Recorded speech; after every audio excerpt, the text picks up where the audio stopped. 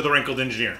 So I wanted to talk a little bit about my photography kit, and I'm hoping that this turns into a little bit of a series because I use my photography for really just one purpose, and that is shooting at Disney parks. I enjoy it, and I like capturing the environment and the attractions and all the little details. And so I don't have an extensive kit of photography, and I am by no means a professional photographer. I've had kind of an on-again, off-again relationship with photography. I started with an SLR, a real camera that works well. I love film. Film's got some good qualities to it. My dad had an Icon when I was a kid, and my teenage years, that's what I used when I was at the park. And then, I got out of photography. I wasn't doing a lot of it. And then about 2004, 2005, I found this SLR, this FT2 Nikon Nikromat on eBay. And it's a decent camera, solid aluminum, really sturdy. But it's a film camera. But I got two wonderful treasures that came in the kit that I bought this camera with. The first is this awesome Epcot Center camera strap. And this is the one that I take to the parks all the time. I love it.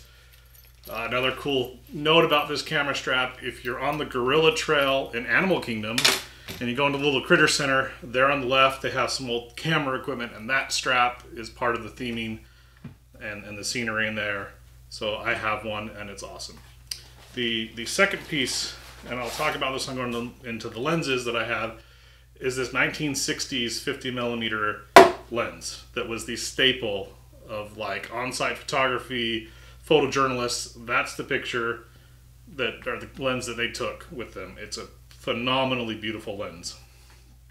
So briefly, I'm not artsy, I'm not artistic really at all. And as an engineer, I understand photography. I understand you have a certain amount of light. You have a certain size aperture that allows a certain amount of light into the camera. You have a certain sensitivity, whether it's film or a sensor. And you have a focal length that you're dealing with in your lens, and a shutter speed. And that these combinations of variables allow you to take pictures and give you certain effects. And unfortunately, it's multiple variables and not just one or two that you're dealing with. And so trying to get ideal image quality and still capture what you're going for. And I don't want this to be a photography tutorial. I just want you to see what I'm doing, and then hopefully in later chapters we'll talk about specific challenges of shooting in a park environment like Disney World or Disneyland. Because there are some unique challenges that are faced. So let's get into the kit really quickly. Obviously I don't use the film camera anymore. It's too expensive and just doesn't have the flexibility. This was my first digital SLR. It's a Nikon D3300 DX format, so it's got the smaller half-sized image sensor. Extremely light. It's a very cheap camera. It is not by any means expensive. I picked this up 5 or 6 years ago for my second trip to Disney World with my kids. It was my first trip with the kids, so we knew we needed something to capture the moments, and this served me well up until about 2.5 years ago when I picked up a D750, which is a full-frame, full-size Nikon camera. It's what I'm shooting this video with, so we'll have to show some pictures in here to get you to see it. That's primarily what I shoot with. I do like to use this for certain things, and it's very portable, and I'm comfortable letting the kids use it. It's the camera that my wife uses in general. It's very simple. Has a 18 to 35mm stock lens on it, nice mid-range portrait to relatively wide lens. Goes down an f3.5 in the wide lens and only an f5.6 when you're all the way out at the 55mm. It's a good lens. It's a little slow. It's not the fastest to focus. Like I said, it's a very entry-level camera, and part of my philosophy, I don't have the money, nor do I want to get into extremely expensive camera gear. I'm not going to go spend $1,000 or $5,000 on a lens in general, because I'm not making money with my photography, and I also like, when I take pictures, I like other people to be able to do what I do. and be very approachable in that aspect. So I use this a lot for scouting. Like when I want to shoot a thorough attraction, I will start out with the D3300, and we'll get more into that later in other chapters. Because it's a small frame camera, also the buttons tend to be multifunction. So when you need to do operations to change the various image or picture settings, you often have to touch two buttons or a button and a dial. Whereas on the full frame camera, you have more buttons, so it's generally one touch to do things, or multiple dials, so you're not having to go, I have to push this button and the dial to change the aperture settings. It's already built into one dial, and you can customize those dials as well. So that's the primary in there. On my Nikon D750, the stock lens that came with that is a 24 to 120 millimeter f4 lens. And what's great about this lens is that it maintains the orientation of the objective lens, the front lens, as you zoom in and out, or as you focus. So when you have like a polarized filter in there or something that needs to be in a certain orientation, that does not rotate as you move it in and out. It also maintains the same aperture settings through all of the degrees of zoom as you change the focal length, which is another good advantage of having. It is my highest quality lens, and I only have that one because it came with the camera. My primary go-to, not that one, is this telephoto lens. It's a 70 to 300 millimeter lens that is not just a step above basic compared to an older lens. It does not have the built-in focusing motors in the lens, so when I use it on the D3300, it's manual focus. The nice thing again about full frame cameras is they have motors on the body that allow this to become an autofocus lens on that camera. One of the cool things about an FX lens for the full frame cameras when you plug it into a DX lens is you get a 50% increase in the focal length because it is looking at a smaller portion of the lens. So this turns out to be an effective 450 millimeter zoom lens telephoto when I plug it into the small body frame, which is hard to handle freehand because there's a lot of motion from any scene at that reach. This goes down to an f-stop of 4 when it's all the way at 70 millimeters. When it's all the way telephoto out at 300, it's 5.6. Not very fast lenses.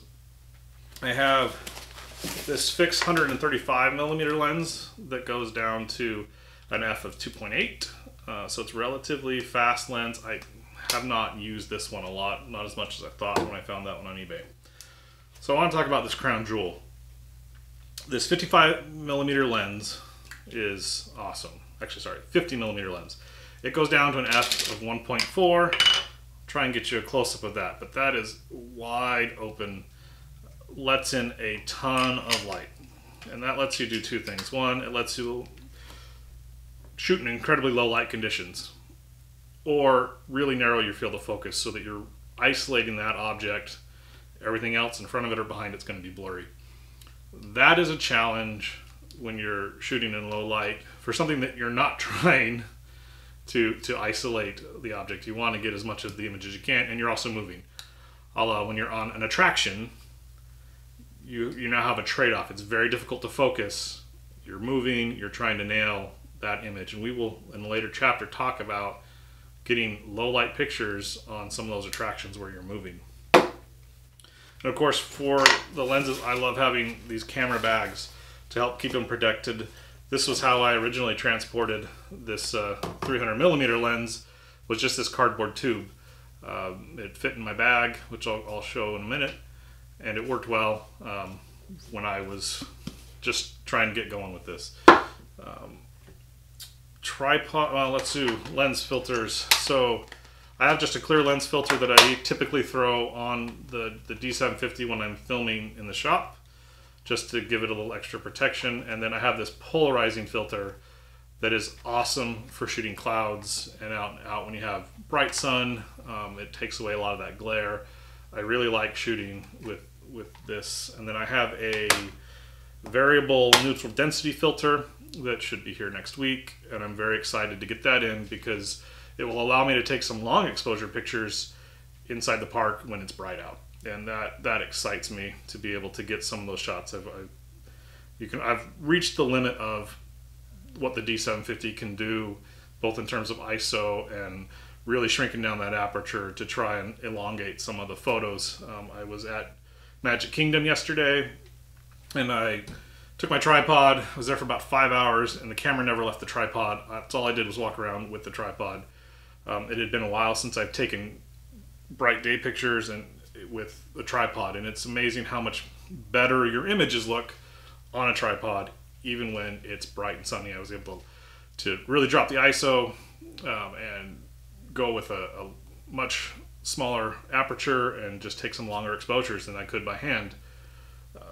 And then that got me in the dusk and twilight and nighttime, which is, you have to have a tripod. So let's talk camera stability. I have this little tripod that I've used for a few things. It's not going to support the big camera. It will take care of the little camera. It's nice in a pinch. I have this pretty decent monopod that works really well, and one of the interesting things I found with this, and we'll talk about this in depth when we're shooting attractions, is on something like Pirates of the Caribbean or the Jungle Cruise, Small World, the boat rides seem to work really well, is you can drop it down one peg and put it on the bench next to you, and it gives you a little more stability in a rocking boat, and it gives you the ability to move around pretty easily, and it doesn't weigh very much. I built them onto one of my backpacks so that this fits in there nicely. This tripod, I love this tripod. It's a little bit pricey, but there were reasons that I went with that. You want a decent tripod. This is the tallest tripod that fits in the smallest package that I could find. And why that's a big deal. Disney Parks has a rule that your tripod has to fit in a backpack. That's kind of how they determine the size. And it also can't be over a certain height. I think it's 6 feet or 6'4" or something like that.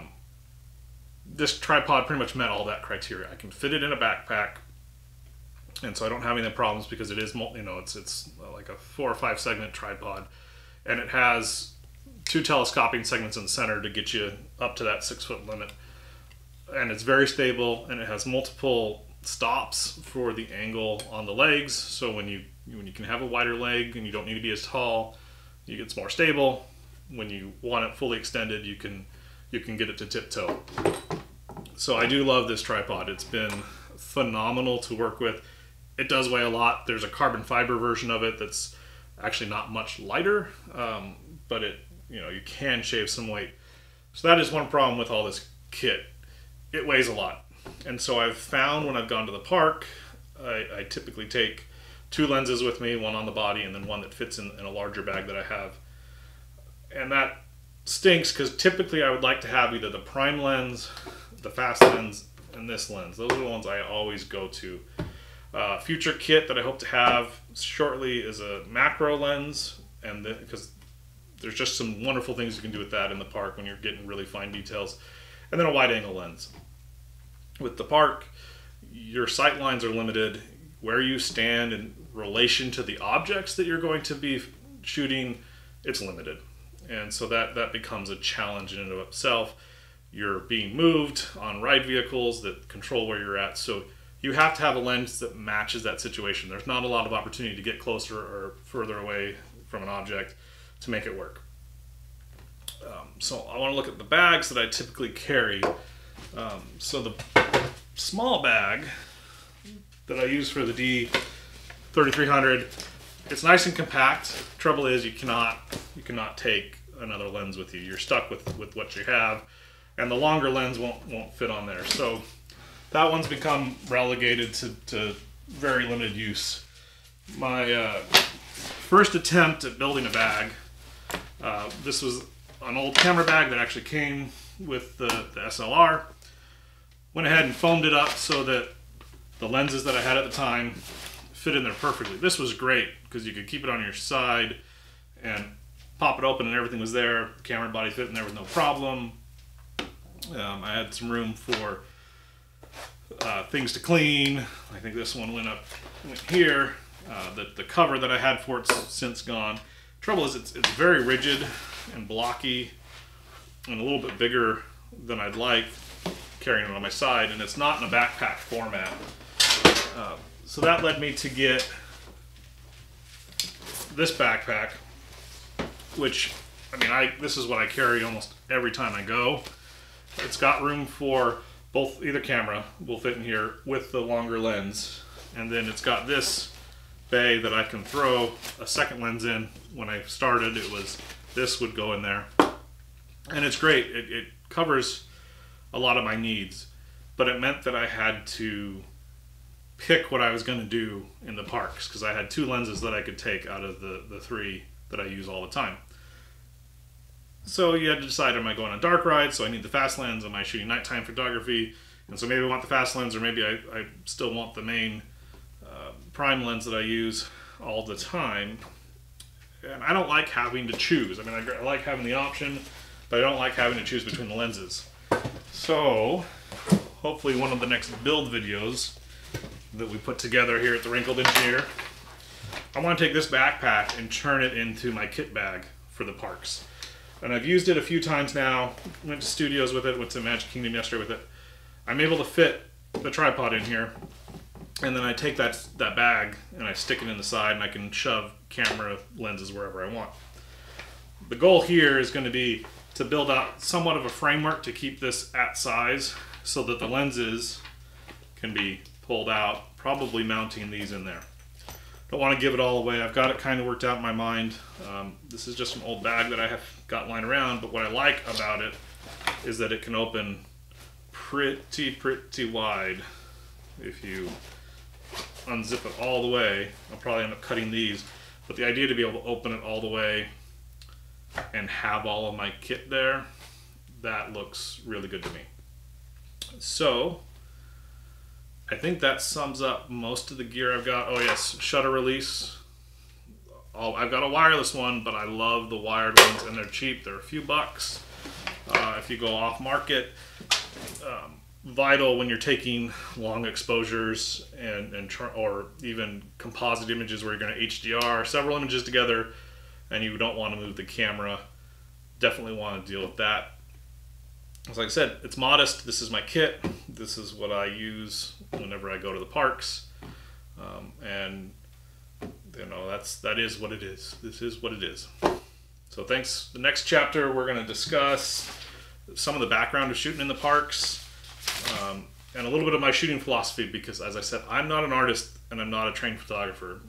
My dad's pretty good at photography, and my brothers have taken photography classes in college and things like that, so I've picked up from people I know well, but I'm not trained. This is just an engineer figuring out how to deal with cameras and light.